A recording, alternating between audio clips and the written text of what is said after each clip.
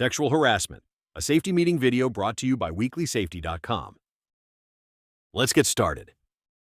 Sexual harassment is a serious workplace issue that can affect safety, well-being, and productivity.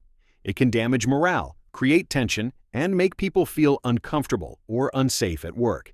Every person has the right to be treated with respect and dignity, and maintaining a professional environment is a shared responsibility. Understanding sexual harassment. Sexual harassment is unwelcome speech or behavior that is sexual in nature or that relates to a person's sex, gender, sexual orientation, or body. It can involve actions, words, images, or gestures, and it does not have to be physical to be harmful. Harassment can be obvious, but it can also be subtle, repeated, or disguised as humor or friendliness. While many people picture sexual harassment as one person in power targeting someone beneath them, it can involve anyone. It can come from a coworker, a supervisor, or someone outside the organization.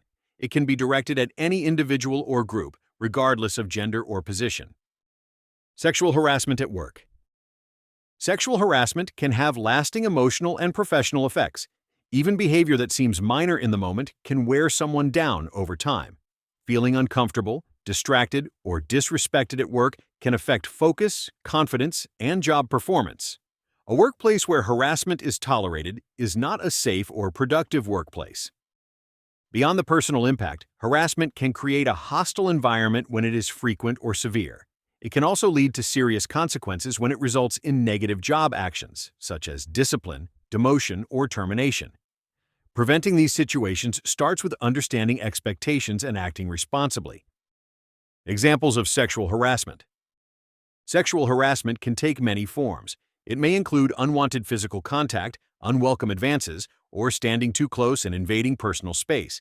It can involve suggestive jokes, comments, or gestures, even if the person making them believes they are harmless. Displaying sexually explicit or inappropriate materials, sending suggestive messages or images, or making comments about someone's appearance can also cross the line. Staring at someone in a sexual way, making assumptions about their personal life, or commenting on sexual orientation or gender are also inappropriate. Even remarks intended as compliments can be unwelcome and uncomfortable, depending on how they are received. Subtle behaviors. Sexual harassment is not always obvious. Behavior described as joking, teasing, or friendly can still be offensive. Repeated comments, lingering looks, or ongoing remarks about appearance can create discomfort over time. When someone feels uneasy but is unsure how to respond, the behavior can continue and escalate. Pay attention to how others react. Silence, nervous laughter, or avoidance can be signs that a line has been crossed. Being aware of these signals helps prevent harm before it grows into a larger issue. Respect at work. Not everyone shares the same sense of humor or comfort level with personal space. What feels casual or friendly to one person may feel disrespectful or offensive to another. Each individual decides what they find acceptable, and those boundaries should be respected without question.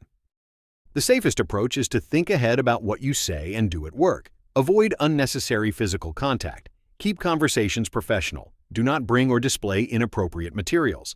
If someone tells you that a behavior makes them uncomfortable, stop immediately. Respecting someone else's boundaries is not optional. Speaking up early.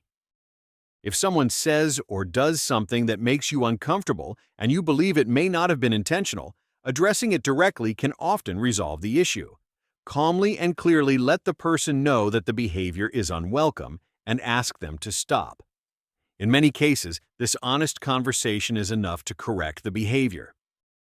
It is also a good idea to make a written note of what happened, including dates, times, and details in case the behavior continues. Having a record can be helpful if further action becomes necessary. Bystander responsibility. Sexual harassment is not only the concern of the person targeted. Coworkers who witness inappropriate behavior also have a responsibility to speak up. Letting someone know that their comments or actions are not appropriate can interrupt the behavior and show support for those affected.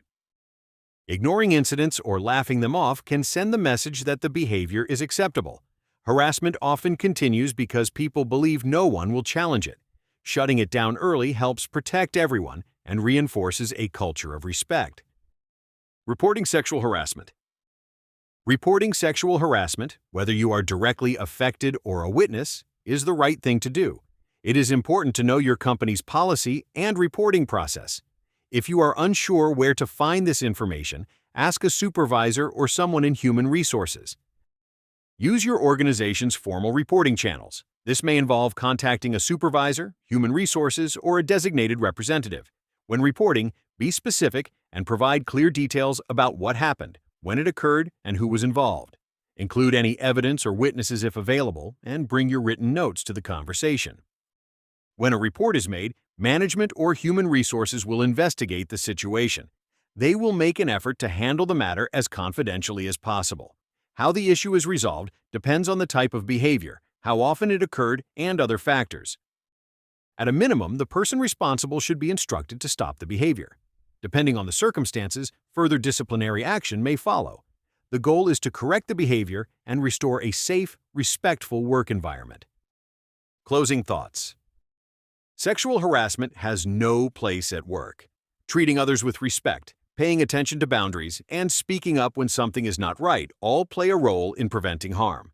Whether you are addressing your own experience or standing up for someone else, your actions matter. Thanks for taking the time to be part of this safety meeting. Respect isn't complicated, but it does take effort, so keep it professional, keep it respectful, and keep it out of the danger zone.